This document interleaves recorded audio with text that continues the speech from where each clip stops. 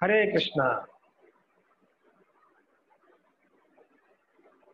तो आज हम भगवत गीता के चौथा अध्याय के 14 नंबर श्लोक को चर्चा करेंगे। तो आप चौथा अध्याय का 14 नंबर श्लोक निकालिए।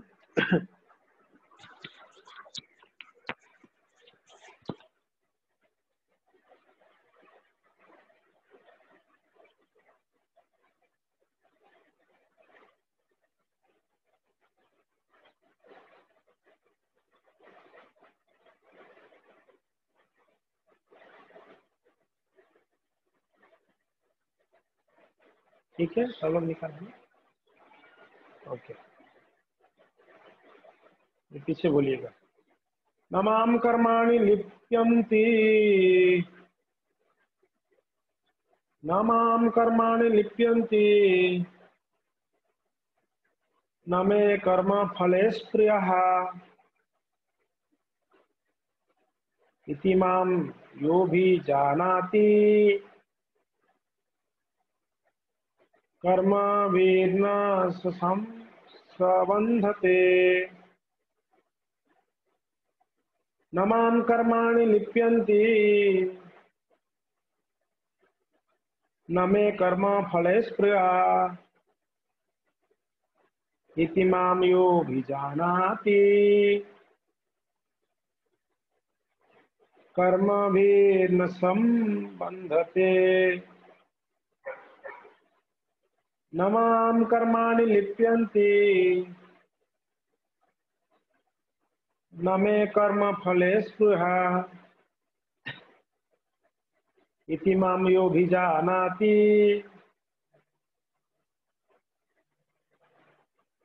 कर्मभिर्न संबध्यते।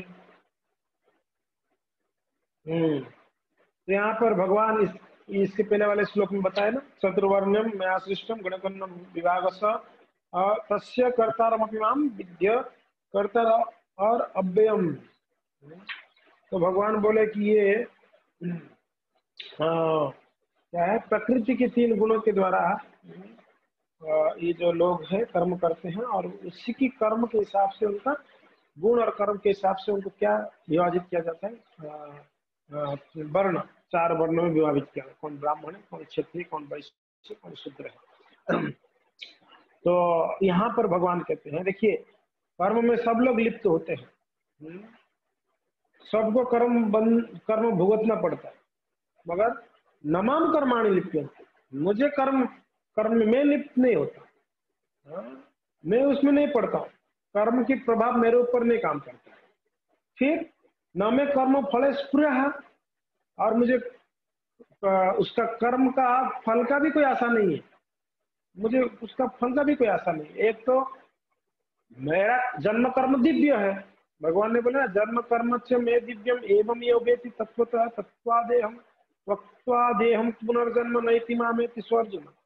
मेरा जन्म कर्म तो दिव्य भाई, तो मैं भी कर्म करता हूँ, मगर मेरा कर्म दिव्य है, और मेरा कर्म का मुझे बंधन नहीं है, मेरे पर प्रभाव नहीं है कर्म, और मैं उसका फल का भी इच्छा नहीं रखता हूँ। उसके आगे बोलते हैं इतिमाम यो भी जानाति, जो ये जान लिया है।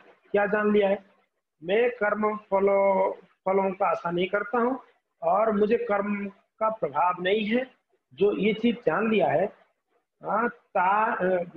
अभी जानाति कर्म भी न संबध्यते, वो भी कर्म में बंधेगा नहीं। देखिए कितना भगवान ने सुंदर बात कहते हैं। जो ये समझ गया बस मेरे ऊपर कर्म का प्रभाव नहीं है, मैं कर्म का फलों का आशा नहीं करता हूँ, इसको जो जान लिया है ठीक ठीक से, वो व्यक्ति भी कर्म के बंधन में नहीं फंसता है, वो भी कर्म के बंधन से निकल जाता है। सिंपल है। हम लोग दुखी है क्योंकि ना हम अपने कर्मों को भुगत रहे हैं। पाप कर्मों का फल है क्या है? दुख है। पुण्य कर्मों का फल है सुख है। तो पुण्य और पाप कर्मों का फलों का हम भुगत रहे हैं। सुख दुख आता रहता है, सुख के बाद दुख, दुख के बाद सुख, है कि नहीं? अगर हम भगवान की कर्म दिव्य है और वो कर्म में नहीं फंसते हैं, उनको कर्म का कोई फल का इच्छा नहीं है, ये अगर हम ठीक ठीक से जान लेते हैं, तो हमारा जो कर्म है वो पाप हो या पुण्य, उस कर्म में हम नहीं फंसेंगे।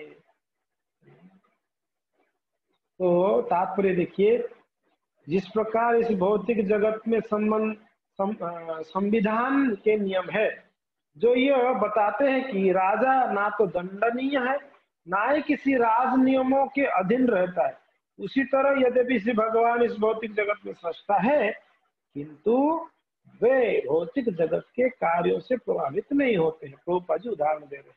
इस प्रकार एक राजा वो नियम बनाता है, मगर वो नियम उसके लिए नहीं लागू है, वो प्रजाओं के लिए नियम बनाता है। जैसे हवाई जहाज है, राधा गोविंद महाराज जी बहुत सुंदर उदाहरण देते हैं। हवाई जहाज, कोई व्यक्ति रोड में गाड़ी चला रहा है तो लाल सिग्नल आया तो रोक दिया, मगर हवाई जहाज ऊपर से चला गया। बोले अरे ऐसे किसे चला गया, यहाँ पर लाल लाइट लगा हुआ है, रेड लाइट, उसको रुकना चाहिए था। पागल आदमी है, गवर्नमेंट के रूल्स को तोड़ दिया उसने। ये रूल्स रोड मीन्स जो रोड वाले गाड़ी है उनके लिए रूल्स है, लाल बत्ती जलेगा तो उनका नियम अलग है।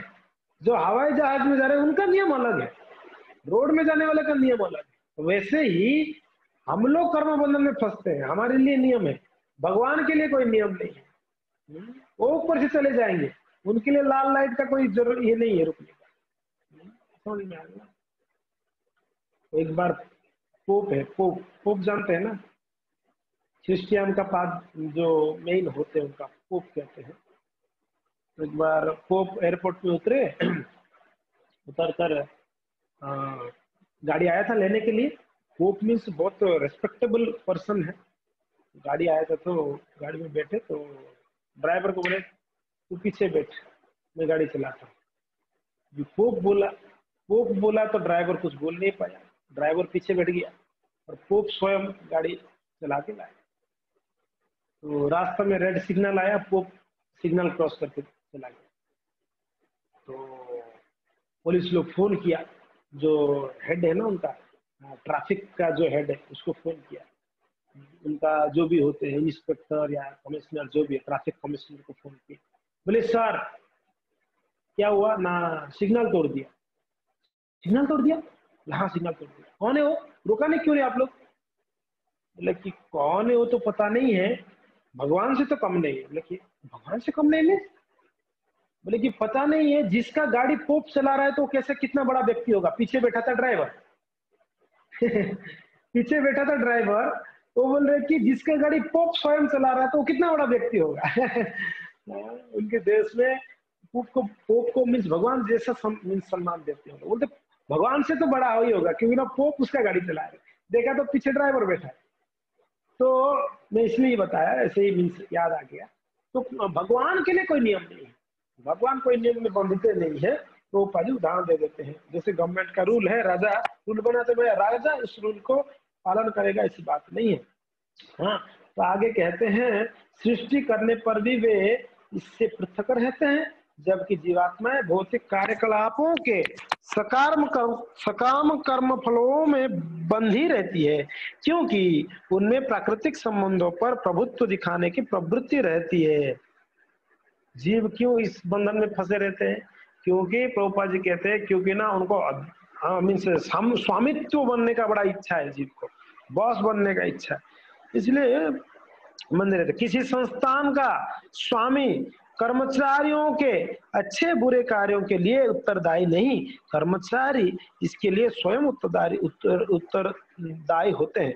जीवात्माएं अपने अपने इंद्रिय तृप्ति कार्यों में लगी रहती हैं, किंतु ये कार्य श्री भगवान द्वारा निर्दिष्ट नहीं होते। इंद्रिय तृप्ति हम जो कार्य करते हैं भगवान के द्वारा निर्दिष्ट नहीं है, वो हमारी इच्छा के अनुसार हम कर रहे हैं। मगर हम लोग क्या कहते हैं, क्या करें, भगवान का इच्छा है, नाम जप करिए प्रभु जी। क्या करें, भगवान का इच्छा नहीं है, नाम जप कैसे करूंगा? भगवान जब इच्छा करेंगे तब नाम जप कर लूंगा। मंदिर में आइए, भगवान का इच्छा नहीं, भगवान का इच्छा नहीं है, भगवान मना करके रखे तू मत आ मंदिर, तू नाम जप मत कर। कहाँ पर बना करके रखे? ये हमारा इच्छा है कि हम पिक्चर देखने जाएंगे, हम ये करेंगे, मंदिर नहीं जाएंगे, हम जप नहीं करेंगे, ये हमारा इच्छा है। मगर हम लोग क्या करते हैं, भगवान को बीच में लाते हैं। वो भगवान का इच्छा नहीं है जी, वो हमारा, क्योंकि ना हम स्वतंत्र हैं, जीव को भगवान ने स्वतंत्रता दिए हैं, इसके लिए जीव अपना स्वतंत्रता का दुरुपयोग करते हुए भगवान से विमुख होकर खुद की इंद्रियों भोग करता है। तो इसमें भगवान जो है उत्तरदायी नहीं है, जीव स्वयं अपने कार्य का उत्तरदायी है। इंद्र तृप्ति की उत्तरोत्तर उन्नति के लिए जीवात्मा इस संसार के कर्म में प्रवृत्त है और मृत्यु के बाद स्वर्गमुख की कामना करती रहती है। स्वयं में पूर्ण होने के कारण से भगवान को तथाकथित स्वर्ग सुख का कोई आकर्षण नहीं रहता। स्वर्ग के देवता उनके द्वारा नियुक्त सेवक है। स्वामी कभी भी कर्मचारियों का निम्न स्तरीय सुख नहीं चाहता। वह भौतिक क्रिया प्रक्रिया प्रतिक्रिया से पृथक रहता है। उदाहरणार्थ पृथ्वी पर आने वाली विभिन्न वनस्पतियों के उगने के लिए वर्षा उत्तरदायी नहीं है। यद्यपि वर्षा के बिना वनस्पति नहीं उग सकती।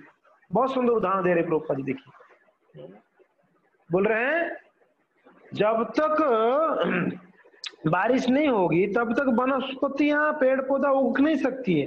मगर ऐसी बात नहीं है कि फिर वर्षा उसका उत्तरदायी है। वर्षा नहीं हुआ तो वनस्पति, अरे देखो वर्षा बदमाश है, अपना कार्य बराबर नहीं किया। वर्षा उसका उत्तरदायी नहीं है अगर वनस्पति अगर बराबर उगा नहीं है तो।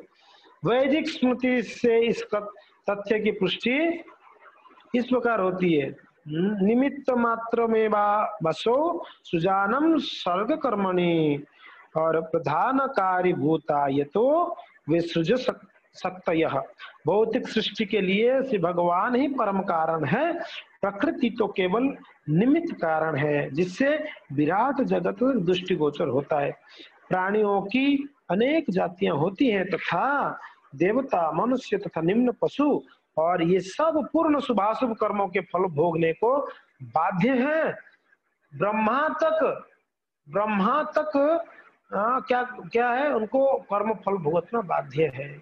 श्री भगवान उन्हें ऐसे कर्म करने के लिए केवल समुचित सुविधाएं तथा प्रकृति के गुणों के नियम सुलभ कराते हैं, किंतु वे उनके किसी भूत तथा वर्तमान कर्मों के लिए उत्तरदायी नहीं होते।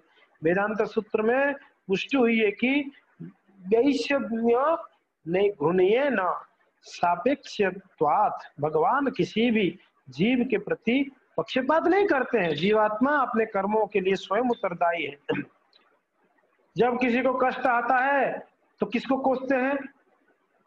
कर्मी भगवान को। देखो भगवान ने कष्ट दिया। जब सुख आता है श्रेय कौन ले लेता है? खुद ले लेते। हमारे सुख का कारण ना भगवान है, ना हमारा दुख का कारण भगवान है। हम स्वयं है, हमारी इच्छा अनुसार हम कार्य करते हैं। भगवान उसमें, क्योंकि ना भगवान पक्षपात नहीं करते हैं। देखो उसको कितना सुखी हो व्यक्ति, मुझे दुखी किया इस संसार में, भगवान ने मेरे ऊपर इतना क्यों अत्याचार कर रहे हैं, मेरे साथ ही क्यों ऐसे हो रहा है, मैं इतना बीमार क्यों रहता हूँ हमेशा। हम किसको कोसते हैं? नॉर्मली बीमार पड़ते हैं भगवान को कोसते हैं, जबकि इसमें भगवान का क्या हाथ है बताइए। आपने ऐसा कुछ कर्म किया था, उसकी फल आपको मिला। आपने बीज बोया आम का तो आपका आम मिलेगा, आप बीज बोया करेला का तो आपको करेला मिलेगा, आपने बीज बोया नीम का तो नीम ही मिलेगा आपको। आप बोलोगे कि मैं नीम की वृक्ष बोऊंगा, नीम की बीज डालूंगा और उसमें से मुझे आम चाहिए, संभव है क्या बताइए? हो नहीं सकता है ना। नीम की वृक्ष तो नीम ही आएगा ना। तो वैसे हम कभी कभी हम बुरा कर्म किए तो उसका फल हमको क्या मिल रहा है? दुख मिल रहा है, कष्ट मिल रहे हैं, बीमार मिल रहे हैं, है कि नहीं? अपमान मिल रहे हैं, और हम उसको कोसते हैं भगवान को, जब हमारा कर्म का हम ही भुगत रहे हैं। तो देखिए कितना समझने की बात है। हमारा दुख का कारण हम है, कोई दूसरा नहीं है। या भगवान है या कोई दूसरा व्यक्ति है, ना दूसरा परिस्थिति है, हम स्वयं है। हमारा वो पेड़ उग गया, उसका समय हो गया तो उसमें फल आया और पक गया, फल आपको मिल रहा है उसका, लेकिन तो ये बात यहाँ पर कहा जाता है, जो व्यक्ति इस कर्म नियमों की सारी बारीकियों से भली भांति अवगत होता है वो अपने कर्मों के फल से प्रभावित नहीं होता। देखिए प्रभुपाद जी बोले हैं, जो इस बात को समझ गया, देखियो मुझे दुख मिल रहा है, ये मेरा कर्म का फल है, मेरे जीवन में सुख आया, ये भी मैंने कुछ हो सकता है कोई पुण्य कर्म किया है। जो ये व्यक्ति जो समझ जाता है वो कर्म फलों में प्रभावित नहीं होता है। दुख आता तो भी वो समभाव रखता है, सुख आता है तो भी समभाव रखता है। शीतोष्ण सुख दुखता आगम पायनो नित्यस्ताम तितिक्ष भारत। सुख दुखदा शीतोष्ण, शीत आया, ठंडी आई, उष्णता आया, गर्मी आया। जैसे ठंड के बाद गर्म आए, गर्मी आएगा, हम राजस्थानी लोगों को पता है। अभी बारिश के मौसम में धीरे धीरे अभी ठंड शुरू हो जाएगा। हाँ, जैसे अक्टूबर नवंबर आएगा ठंड बढ़ते रहेगा, दिसंबर जनवरी में हमको पता है। फिर जैसे ही फरवरी मार्च आएगा, मार्च के बाद अप्रैल तक फिर गर्मी आ जाएगा, हमको ये पता है गर्मी आ जाएगी। फिर जैसे ही मई जून जुलाई, जुलाई तक वापस बारिश आ जाता है, हमको पता है। तो जैसे ही ये ऋतु चेंज होती है एक के बाद एक, एग्जैक्टली ऐसे ही सुख के बाद दुख आएगा। अभी सुखी है तो ज्यादा कूदने का नहीं, आने वाला है दुख बहुत जल्दी बाबा। अभी दुखी है तो भी टेंशन लेने की जरूरत नहीं, बहुत जल्दी सुख भी आ जाएगा, टेंशन मत लीजिए। सिर्फ समय का अवधि है। हो सकता है कभी कभी दुख का अवधि ज्यादा रहता है, सुख का अवधि कम रहता है। कभी कभी सुख का अवधि ज्यादा रहता है, किसी का दुख का अवधि कम रहता है। कर्म, उसका कर्म ऐसा है, तो वो उससे प्रभावित नहीं होता। दूसरे शब्दों में, जो व्यक्ति श्री भगवान के इस दिव्य स्वभाव से परिचित होता है, वो कृष्ण भावनामृत में अनुभवी होता है। और इसी बात में जो परिचित होता है कि भगवान कर्म फलों में लिप्त नहीं होते और भगवान को कर्म फलों का कोई आशा नहीं है, वो व्यक्ति कृष्ण भावनामृत में अनुभवी होता है। अतः उस पर कर्म के नियम लागू नहीं होते। जो व्यक्ति श्री भगवान के दिव्य स्वभाव को नहीं जानता और सोचता है कि श्री भगवान के कार्यकलाप सामान्य व्यक्तियों की तरह कर्म फल के लिए होते हैं, वे निश्चित रूप से कर्म फलों में बंध जाता है। किंतु जो परम सत्य को जानता है, वो कृष्ण भावनामृत में स्थिर मुक्त जीव है।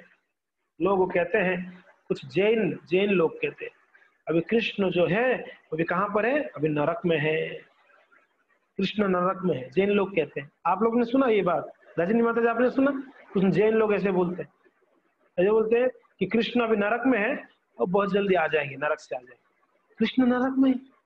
के दुर्बुद्धि देखिए उन लोग को, कृष्ण नरक कैसे जाएंगे? पागलपंती है, नहीं तो और क्या है। मूर्ख है ये, मूर्ख लोग ये नहीं समझ पाएंगे कृष्ण के दिव्य स्वभाव को, इसको भक्त समझ सकते हैं। तो जो व्यक्ति कृष्ण के कार्यकलापों को सामान्य मानता है, कृष्ण देखो इतनी सारी पत्नियों के साथ रहे, इतनी पत्नियों, सबसे बड़ा स्त्री लंपट है ये व्यक्ति, लोग कहते हैं। इतनी सारी लड़कियों के साथ नाचता था, गाना बजा कर रात को, आधे आधे रात को गाना बजा कर, लोग कहते हैं ऐसा। देखो वो वृंदावन में रहता था, ब्रज में, कितनी लड़कियों के साथ नाचता था रात को गाना बजाकर।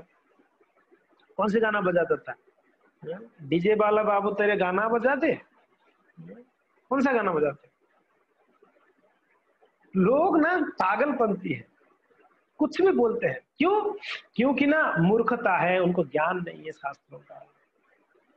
कृष्ण अगर रास भी करते हैं, कृष्ण अगर नाचते भी है, वो दिव्य है। मगर हम कुछ भी करते हैं, वो फंसने वाले हैं काम। हम कुछ भी करेंगे उसमें फंसेंगे, कृष्ण कुछ भी करेंगे फंसेंगे नहीं। कृष्ण झूठ भी बोले ना, प्रसिद्ध झूठा है कृष्ण, फिर भी वो कृष्ण भगवान है। माखन खाया, मैंने ही माखन खाया। मिट्टी खाया, मैंने मिट्टी नहीं खाया। प्रसिद्ध झूठे हैं, फिर भी भगवान है। बड़े बड़े प्रसिद्ध ज्ञानी पंडित भी जानते ये प्रसिद्ध झूठा है, झुकते हैं उनके सामने आके, क्योंकि नहीं जानते ये भगवान है। वही हम अगर चोरी करें तो मूर्ख व्यक्ति भी दो तमाचा लगा देगा हमको, पंडित का तो बात छोड़ी। तो कृष्ण कोई कर्म फल में लिप्त नहीं होते हैं। इस बात को वो अगर कोई समझ जाता है बढ़िया से, वो भी कर्म में लिप्त नहीं होता है। इस बात को यहाँ पर भगवान कहते हैं। हरे कृष्ण। जय ग्रंथराज श्रीमद् भगवद गीता की जय।